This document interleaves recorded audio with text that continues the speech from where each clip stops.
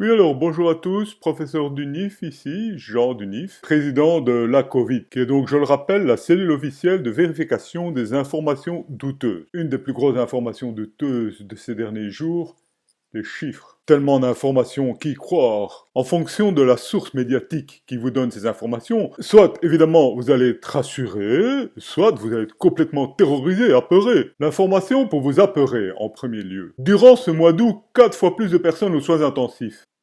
Et la version plus rassurante, il y a 15 fois moins de personnes en soins intensifs qu'au mois d'avril. Oh, ça va. Ce sont donc deux informations identiques qui sont réelles, mais l'une pour vous faire peur, l'autre pour vous rassurer. Comme par rapport au décès, si je peux le citer comme deuxième exemple. Pour vous faire peur, on dira, le nombre de décès a augmenté de 10% en une semaine.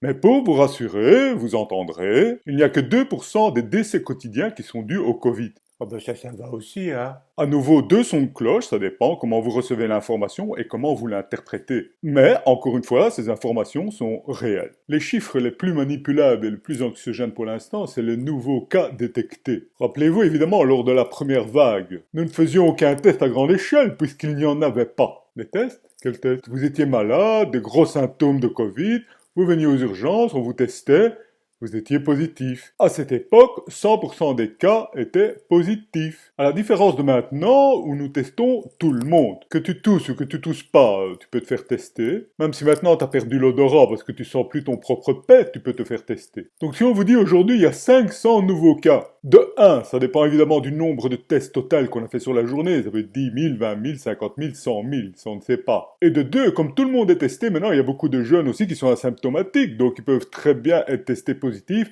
sans pour autant se retrouver aux soins intensifs. Encore une fois, ce qui est différent au mois d'avril, parce que 500 tests positifs étaient donc des cas assez sévères et pas asymptomatiques. Ce qui est aussi assez surprenant d'ailleurs, c'est que ces chiffres regroupent aussi les personnes qui se font tester 2, 3, 4, 5 fois. Donc d'après mon analyse experte, ces chiffres qu'on vous balance sont totalement erronés, et je dirais même manipulés. Oui, manipulés par le gouvernement et par les experts qui s'amusent à jouer avec ce curseur des chiffres. Tiens, il y a un petit relâchement dans la population. Bah du coup, on va rajouter 250 asymptomatiques, et on va leur demander de se faire tester 6 fois cette semaine. On pourra donc rajouter une couche de 1500 nouveaux cas. Donc, au moins ils sont clairs, au moins vous comprenez, et au plus vous avez peur. Et évidemment, c'est quand on est dans la peur qu'on est les plus fragiles et les plus manipulables. Je dirais CQFD. Alors si vous voulez vous faire votre propre avis et ne plus jouer au yo-yo émotionnel que nous impose l'État, et la clique d'experts bien évidemment, les seuls chiffres importants qu'il faut tenir en compte, c'est le nombre de malheureux qui sont aux soins intensifs ou qui décèdent. Au moins ces chiffres-là ne sont pas manipulables. Libre à vous de suivre ou de vous informer. Comme je le répète, je suis président de la Covid